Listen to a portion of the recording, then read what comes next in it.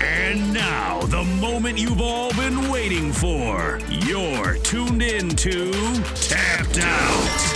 Hosted by Brendan Tobin and Sean Levine. Only on the BetQL network. Yeah, we're back, and we've got action from 284. Boumé submits Reed in round 2, so congratulations. Take that ticket to the window if you haven't. And when I was blabbering in our opening segment, Blake Builder took out Shane Young via unanimous decision. So congratulations to me for having Blake Builder by decision on that one. Welcome back into Tapped Out with Brendan Tobin and Jake Noaker. I'm the sports machine, Sean Levine. We are now just an hour, it's a couple hours away from the main card of UFC 284, of course, at the top. It is a true super fight, number 1 versus number 2, pound for pound, Islam Makhachev and Alexander Volkanovski fighting for the lightweight belt. We've also got a bunch of other news in the world of MMA and boxing. Have you heard BT to talk about the McGregor and Chandler fight happening inside of a football stadium, perhaps Cowboy Stadium, perhaps Allegiant Stadium in Las Vegas?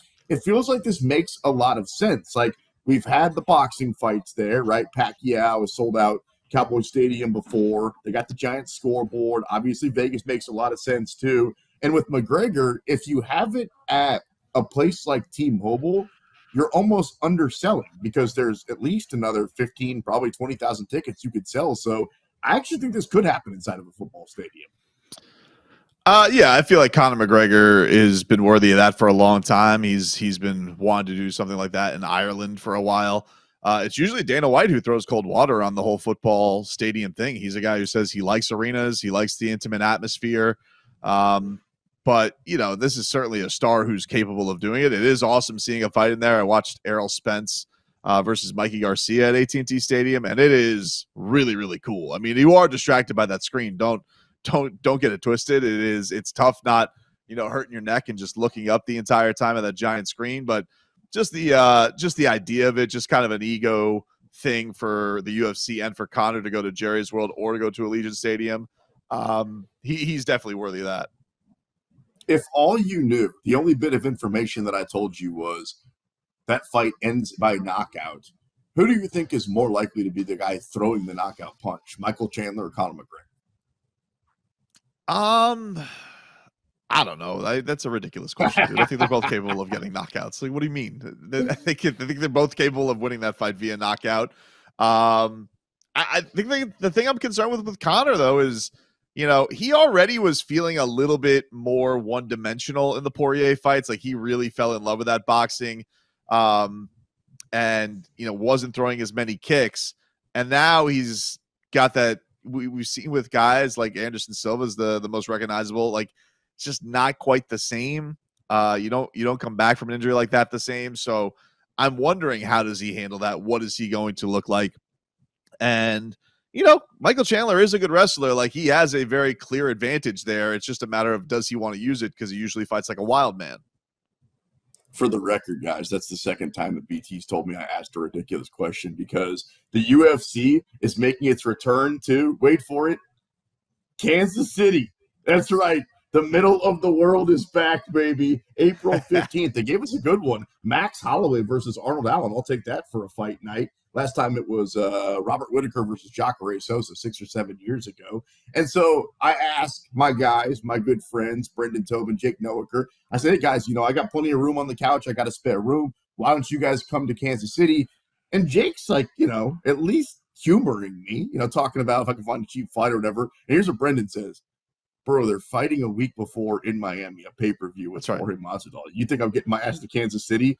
Screw you, dude. Don't knock it. I don't mean to be rude. I don't know. First of all, I would, if it wasn't that exact scenario, I would definitely consider coming to see you in Kansas City. But like, I'm going to UFC the week before, and then you want me to fly on a plane to come to Kansas City to watch another card?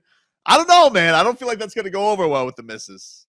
You can understand, though, why I think you're anti-Kansas City, because this is the second time in a month that I've reached out to you. When the Dolphins had the lead in a playoff game and it looked like they might come to Arrowhead, I reached out to you, offering the same couch, saying you're more than welcome to stay here. And you know what you said back?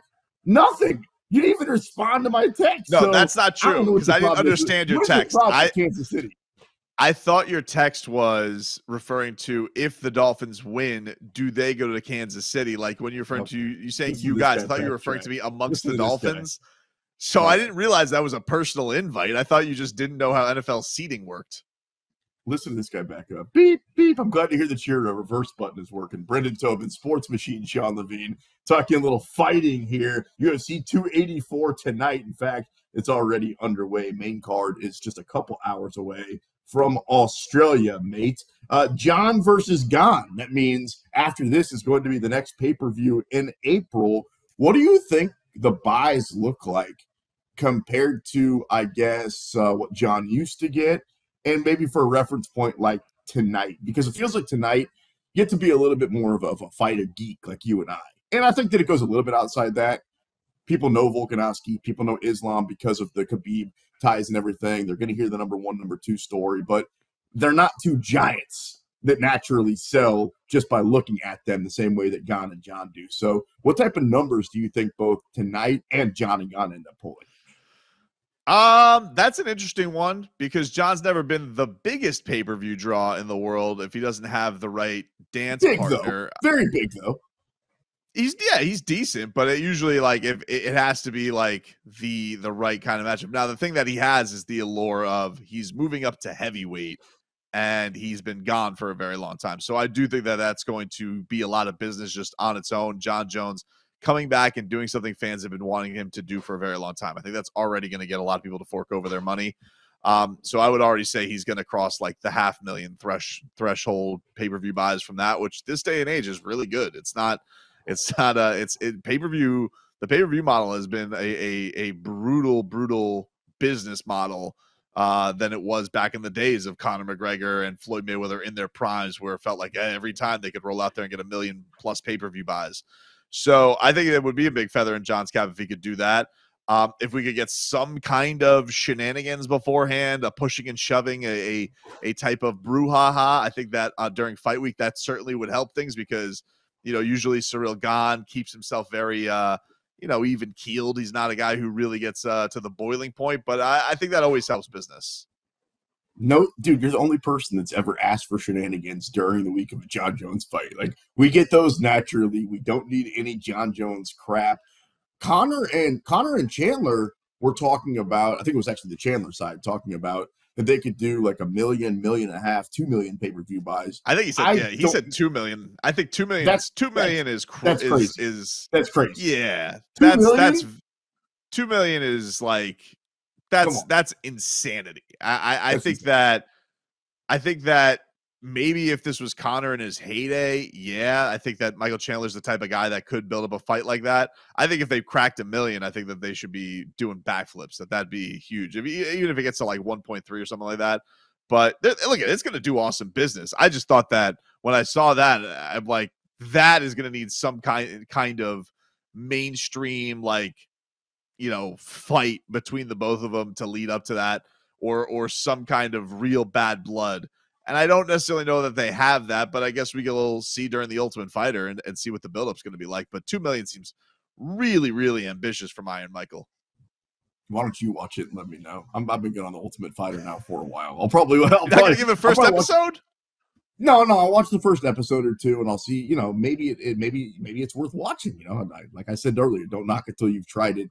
Both these guys are very talented with the tongue, if you will. So I think that, maybe they will. There'll be some fun back and forth. Brendan Tobin, Sports Machine, Sean Levine, going back and forth ourselves here on the BetQL network. Speaking of buys, I was thinking about this. So Deontay Wilder has kind of been, it feels like, in the ear of Francis Ngannou this week, where they've talked about having 2 different fights with kind of having an octagon, having a ring, different gloves, all these different things. I don't think breaking down the format is too necessary until we get a little bit closer to it, because it's kind of just out in the ether right now.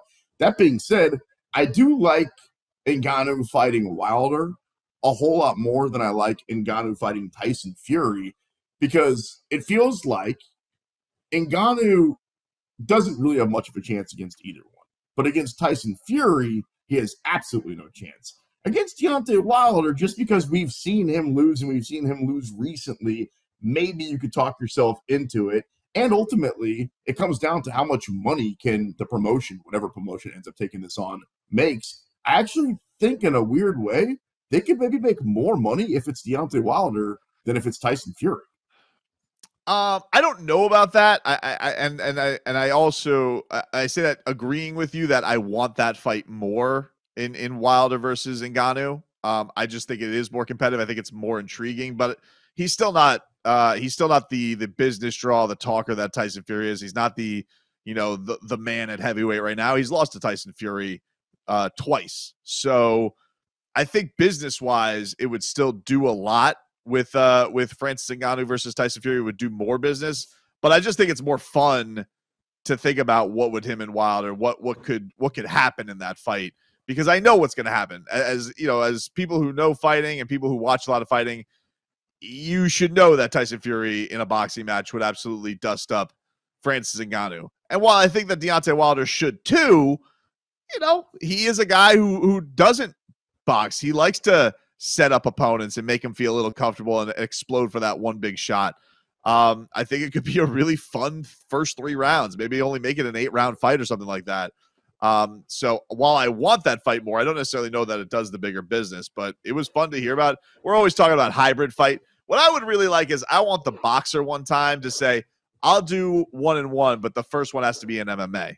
Like they always say the first one's got to be in boxing. I want to see Deontay Wilder just cross the threshold and to say he goes to MMA first.